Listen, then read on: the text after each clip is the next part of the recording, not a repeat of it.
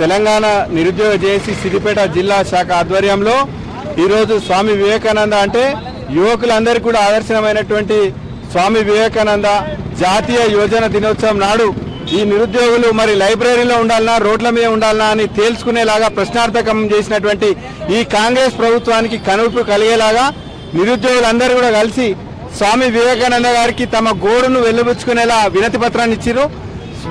దీంతోనైనా ప్రభుత్వానికి కనువిప్పు కలిగి వాళ్ళు హామీ ఇచ్చినట్టుగా సంవత్సరానికి 2 లక్షల ఉద్యోగాలతో జాబ్ క్యాలెండర్ వేస్తామన్నారు.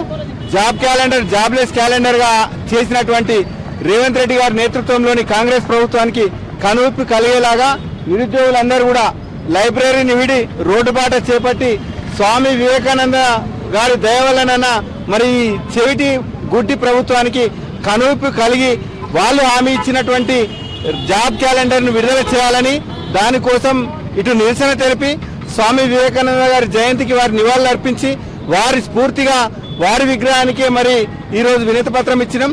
ఎందుకంటే ఇటు ఏ జిల్లా యంత్రాంగం కావచ్చు రాష్ట్ర ప్రభుత్వం కానీ నిరుద్యోగుల గోడు వినడానికి అశోక్ నగర్ లైబ్రరీకి వెళ్ళడానికి మొహం చాటేసినటువంటి రేవంత్ రెడ్డి గారు, రాహుల్ గాంధీ గారు, ప్రియాంక గాంధీ గారు మరి ఇకనైనా నిరుద్యోగుల గోడు తెలుసుకొని వెంటనే జాబ్ క్యాలెండర్ విడుదల చేయాలి.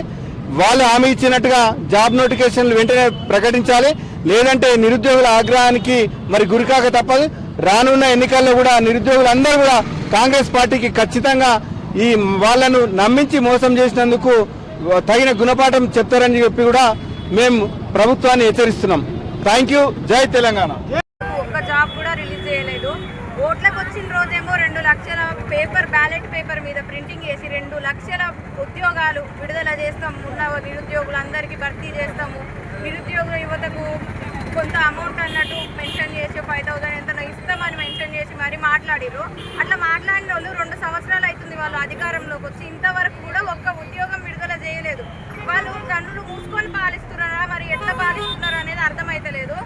వాళ్ళు ఒక్కసారి మేము ఎట్లా తిరుగుతున్నామో రోడ్ల మీద వాళ్ళకి అర్థమైతే వాళ్ళు జాబ్ క్యాలెండర్ వెంటనే రిలీజ్ చేస్తారని మేము అందరం కోరుకుంటున్నాము.